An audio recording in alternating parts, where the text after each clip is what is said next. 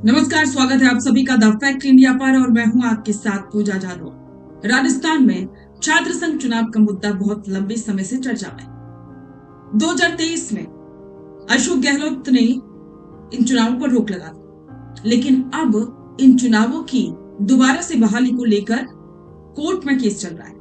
अब high court ने इसको लेकर एक बड़ा फैसला सुनाया है।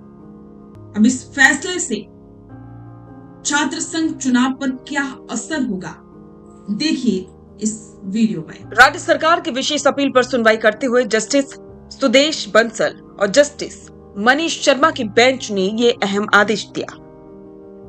खंडपीठ ने एकल पीठ के 19 दिसंबर 2025 के आदेश के पैराग्राफ 45 से 58 तक दिए गए दिशा निर्देशों पर अगली सुनवाई तक रोक लगाते हुए संबंधित पक्षों से जवाब मांगा है। कोर्ट ने टिप्पणी की है कि प्राथमिक याचिका केवल राजस्थान यूनिवर्सिटी की छात्र संघ चुनाव कराने तक ही सीमित थी, लेकिन एकल पीठ ने इस दायरे में और ज्यादा बढ़ोतरी की है।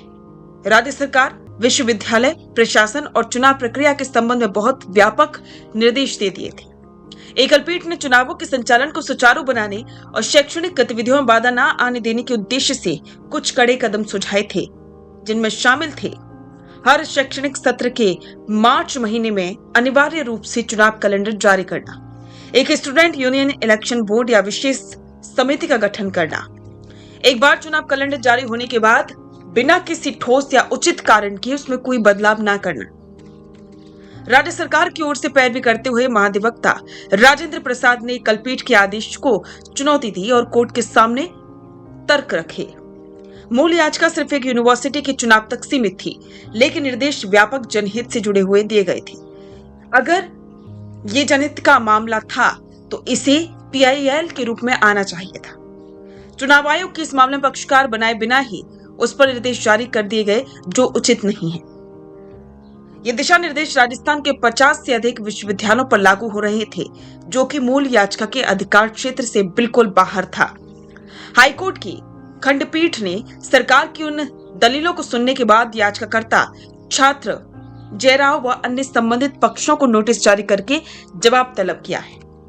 वर्तमान स्थिति यह है कि कोर्ट के इस स्थगन आदेश के बाद एक तरफ जहां छात्र संगठन नियमित और जल्द ही चुनाव कराने की मांग को लेकर फिर से लामबंद हो रहे हैं, तो वहीं दूसरी तरफ सरकार और विश्वविद्यालय प्रशासन इसके कानूनी और प्रशासनिक पहलुओं पर समीक्षा करने में जुटे हैं। आपको क्या लगता है, क्या छात्र संघ चुनावों के लिए एक निश्चित कैलेंडर होना चाहिए? और जो हाईकोर्ट का फैसला है उस पर भी आपके विचार कमेंट बॉक्स में साझा करें और बने रहें द फैक्ट इंडिया के साथ। रुकिए और जरा ध्यान से सुनिए। क्या आप हमारे इन खबरों से अपने व्यापार को भी बढ़ाना चाहते हैं? तो आप भी खबरों के दौरान इस तरह के एलिमेंट्स पर अपना विज्ञापन दे सकते हैं, या फिर ऐसे खबर के 1 मिनट बाद अपना पूरा विज्ञापन डलवाएं, जो कि 8 लाख से ज्यादा सब्सक्राइबर्स और फॉलोअर्स वाले द फैक्ट इंडिया चैनल्स और पेजेस से राजस्थान के कोने कोने में पहुंचेगा और इससे आपका व्यापार, ब्रांड सब कुछ बढ़ेगा।